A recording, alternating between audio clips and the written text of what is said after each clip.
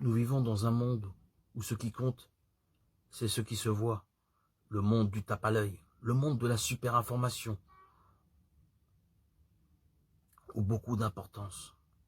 L'évangile de Marc nous invite à regarder le geste très humble et discret d'une pauvre veuve qui donne 2 petites pièces. Elle est de la même race que la veuve de Sarepta, dont il est question dans le livre des rois. Elle fait confiance. Son geste n'a pas échappé au regard du Christ.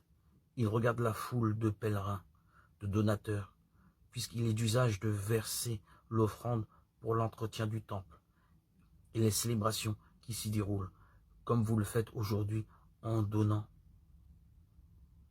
Son regard ne s'arrête pas aux apparences. Il fouille les cœurs, les longues prières des scribes ne le trompent pas. Il sait ce qu'il y a dans le cœur des hommes. Il admire cette veuve, car elle a mis dans le tronc plus que tout le monde.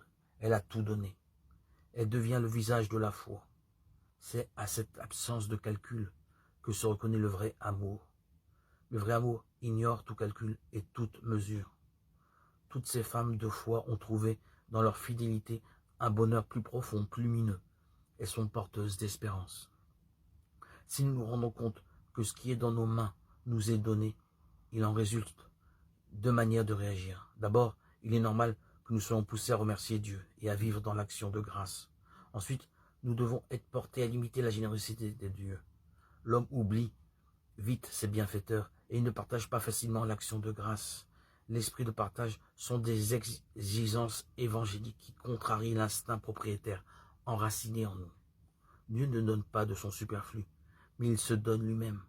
Alors, réjouissons-nous d'être bénéficiaires de la part de Dieu d'un si grand amour. Lui ne cesse jamais de nous aimer, qu'il nous donne une foi agissante, une foi qui a des mains et du cœur. Propos de Gilles Hannequin.